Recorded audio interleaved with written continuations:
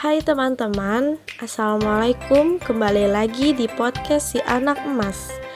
Gimana nih kabar-kabar teman semuanya? Semoga dalam keadaan sehat ya.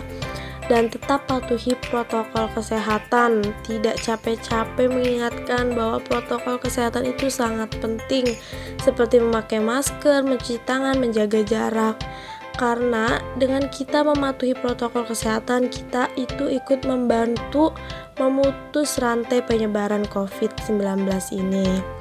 Nah, seperti yang kita ketahui bahwa pandemi di Indonesia ini masih ada, malah sekarang nambah meningkat. Tadinya kan angkanya sempat menurun, sekarang meningkat lagi.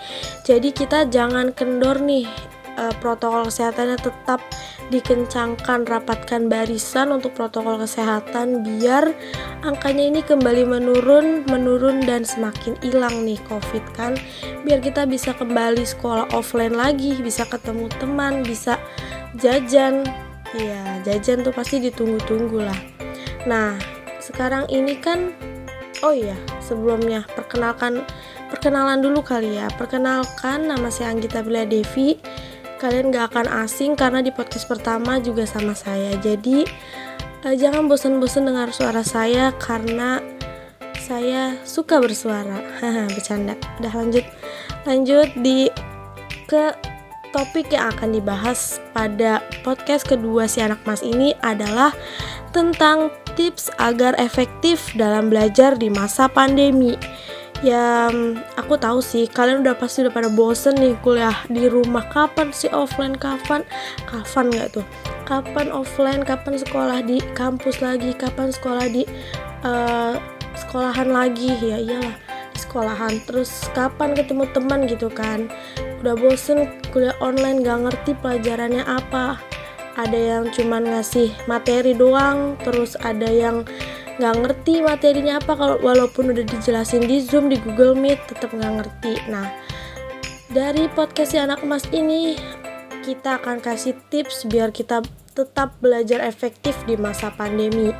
Jadi tips yang pertama adalah kita harus cari tempat belajar yang nyaman. Kenapa? Karena tempat belajar yang nyaman di masa pandemi gini ya cuma di rumah. Kalau misalnya kita belajar di kafe, emang nyaman, tapi belum tentu kita dapat memutus rantai penyebaran COVID. Walaupun kita tetap mematuhi protokol kesehatan, tapi kita nggak tahu di sana kita bertemu dengan, mungkin dia sedang COVID tapi dia belum mengetahui kalau dia COVID. Jadi lebih baik kita mencari tempat yang nyamannya itu di dalam rumah aja. Nah, satu lagi nih, kalau kita cari tempat belajar yang nyaman itu jangan di atas kasur, karena kasur kan tempat buat istirahat nih, buat kalian tidur, kalian istirahat ya pokoknya gitulah. Nah, itu kita jangan cari tempat belajar di atas kasur, nanti yang ada kita ketiduran nih. Join Zoom, dengerin dosen atau guru, dengerin, tapi lama-lama ketiduran, terus di Zoom tinggal sendiri, ya kan kasihan tuh, jadi malu tinggal sendiri di Google Meet atau Zoom.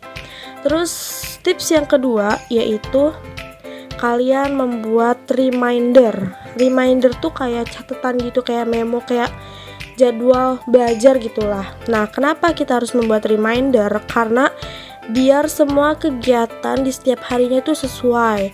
Kita jadi bisa mengatur waktu lebih baik lagi. Selain itu, membuat reminder akan membuat kita tidak lupa dengan tugas yang ada, atau tugas yang mau dikerjakan tuh kita nggak lupa karena kita sudah membuat catatannya nih. Terus kamu juga bisa mengukur rentan waktu kamu belajar, jadi bisa balance nih antara belajar kamu dengan waktu aktivitas main kamu. Jadi kalian juga nggak stres ya main HP lah, nggak usah main keluar nongkrong, nggak usah lah main HP, scroll IG, scroll Instagram, TikTok. IG sama Instagram apa bedanya? TikTok, Facebook, ya kan. Tips yang ketiga yaitu memastikan koneksi internet berjalan lancar. Kenapa? Karena dalam perkuliahan daring itu komponen utamanya adalah koneksi internet. Koneksi internet yang baik itu akan membantu proses belajar kalian lebih baik. Tapi perlu digarisbawahi bahwa koneksi internet juga salah satu yang tidak bisa kita kendalikan. Karena kadang kita udah yakin banget nih ini tempat banyak sinyalnya, tapi gak tahu kenapa tiba-tiba hujan datang terus sinyal hilang. Jadi sinyal juga walaupun faktor penting, tapi sinyal juga faktor yang tidak bisa kita kendalikan. Jadi sulitnya belajar daring ini adalah karena sinyal. Tapi jangan khawatir, jangan tegang, jangan apa lagi ya, pokoknya jangan panik lah. Panik gak gitu kan, jangan panik. Kita harus tetap fokus ke pelajaran aja. Kalaupun zoomnya keluar masuk, kita coba masuk lagi, keluar masuk lagi, pokoknya sampai kita belajar yang benar ya gitu. Yang belajar yang benar, pokoknya jangan main-main, kasihan orang tua. Terus yang keempat, mempersiapkan makanan ringan agar tidak bosan. Kegiatan belajar itu membutuhkan tenaga, ya kan? Kita aja pura-pura bahagia butuh tenaga, berarti belajar juga butuh tenaga. Nah, walaupun belajar itu secara fisik tidak terlihat kayak seperti membuang tenaga, tapi otak terkuras bray kalau lagi belajar. Jadi kita harus butuh cemilan untuk membantu memotivasi gitu, bukan kata-kata lagi, tapi cemilan itu membantu motivasi. Tapi ingat, cemilannya jangan yang bermecin. Itu kita tetap harus makanan yang sehat, cemilan yang sehat seperti buah, jus gitu kan. Makin sehat tuh hidup. Terus yang kelima, kita harus menjauhkan diri dari distract atau gangguan. Nah, ini juga sulit sih, karena namanya belajar di rumah, apalagi buat yang rumahnya kecil, terus adiknya banyak, semuanya daring. Nah, itu kan rebutan tuh, pagi-pagi semua Zoom, jam 7 udah pada Zoom. Jadi rebutan nih suara-suaranya. Sebenarnya itu emang dapat mengganggu, tapi mau gimana lagi ya. Tapi kita harus tetap fokus aja belajar dah. Fokus gitu kan. Nah, gangguan yang paling membahayakan adalah notif. Entah notif Instagram, notif WA, notif apalagi dah. Pokoknya notif tuh paling bahaya. Jadi sebisa mungkin kalau kita belajar itu kita harus jauh dari handphone. Enggak sih, maksudnya kita harus tahan nih, nggak lihat notif. Aduh, tahan gitu kan. Masalahnya bahaya. Biasanya orang, lebih tepatnya anak remaja, itu kalau udah belajar terus lihat ada notif nih, centing gitu kan. Centing gak tuh?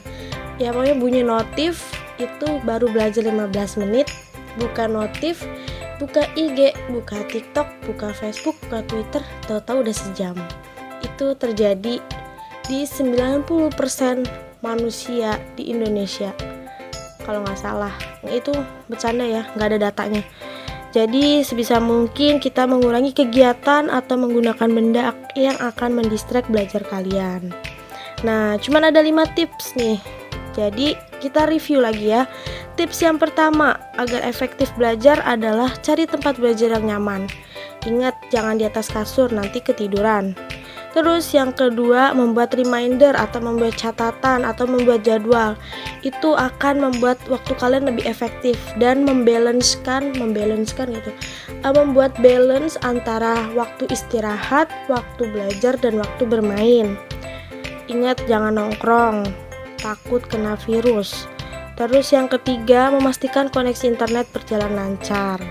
Tapi walaupun internet itu tidak bisa selalu dipastikan, kayak doi gitu kan, kayak lelaki kadang suka ghosting. Jadi kita jangan terlalu berharap banyak deh sama sinyal. Ya berdoa-doa aja sinyal itu lagi berpihak pada kita setiap lagi belajar. Terus yang keempat, mempersiapkan makanan ringan. Ingat, makanan ringannya yang sehat, jangan terlalu banyak micin, bahaya. Yang terakhir, menjauhkan diri dari gangguan. Oke, segitu aja tips dari podcast Si Anak Emas. Jangan bosen dengerin tips-tips yang lainnya nantinya. Itu pasti akan ada tips-tips menarik lagi. Mohon maaf kalau ada salah kata nih kan. Namanya manusia, suka mulutnya kepleset. Jadi mohon maaf, semoga ini tipsnya bermanfaat, dapat diterapkan di kehidupan kalian. Jadi gak sia-sia nih ngomong lama kayak gini kan. Nah, sampai jumpa di podcast selanjutnya. Terima kasih.